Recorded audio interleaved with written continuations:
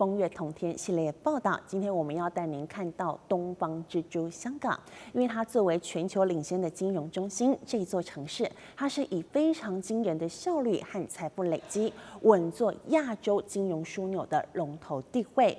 金融业呢是香港经济的磐石，在香港的 GDP 占比超过了24%，再加上它的地理位置的优势，航运连接全球超过100个国家地区，而且它的国际航线更加广泛，因为大约有140多个航空公司都是以香港为主要据点的。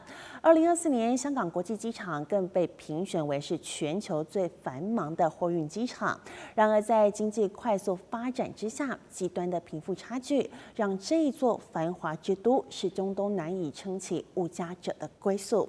1993年，慈济在香港成立联络处，此后每一年的冬天，慈济志工都会为街友来进行冬令发放，为经济弱势者来分送福饭。而且呢，慈济志工还会定期前往盲人院和养老院关怀长者。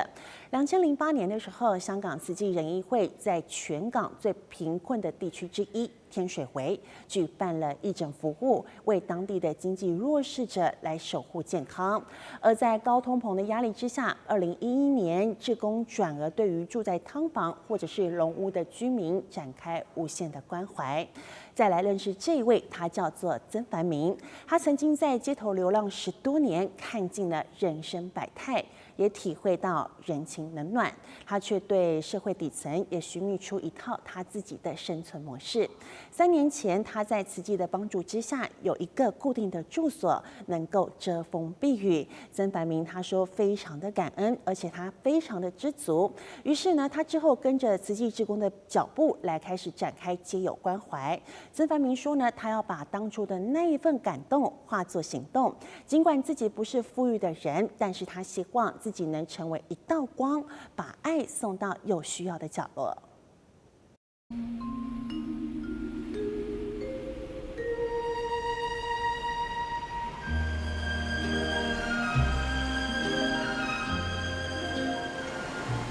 我流浪街頭有10幾年，有人熱死，有人凍死，我都見過。雖然已經一無所有，但係被偷被搶都成日有發生。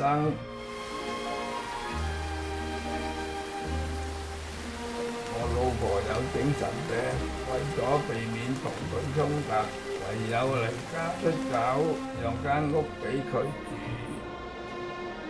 我80歲，算是年紀最大嘅家友，他們都叫我做契爺。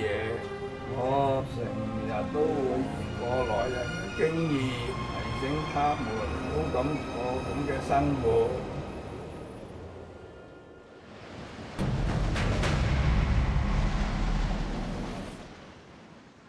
列車即將到達，請先讓車上。閃雪花。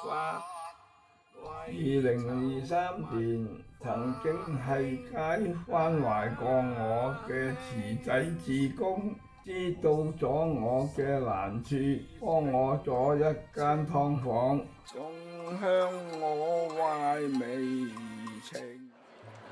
入住呢度之前，其實有位神父安排我住佐敦道平安大廈一個單位。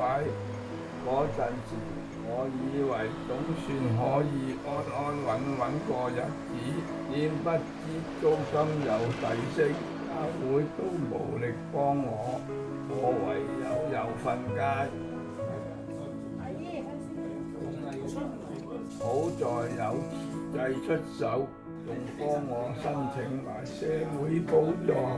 雖然地方好細，但是都有台。有張碌架床，有雪櫃，都夠我自己一個人住，我已經好知足。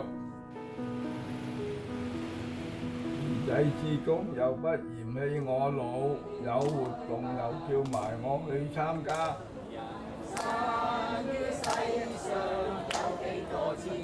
佢哋都話我樂觀，有感染力。成日帶埋我一起去探監友，同大家唱下歌、傾下偈，都幾開心。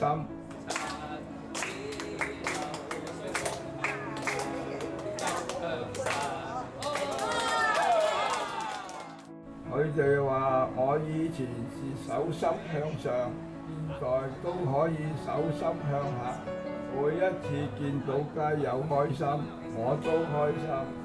原來我也可以成為別人的那道光。早在90年代初期，香港就有慈濟，佢哋初期會幫手去大陸賑災，協助大陸賑災嘅人喺香港轉機，都開始推動香港的慈善工作。他們推廣靜思語，一家家敲門介紹慈濟理念，推動好話一條街的活動，走進劏房探訪弱勢社群，周圍關懷街友。我就是受到幫助的街友，我心裏很感動。原來這個世界上真係有人願意把愛心送到每一個有需要嘅角落。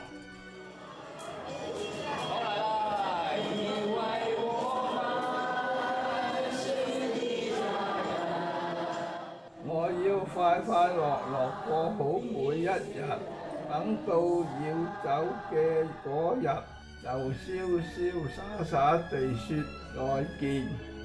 至少我和慈濟義工一樣，都曾經為社會帶來一絲溫暖，一滴光亮。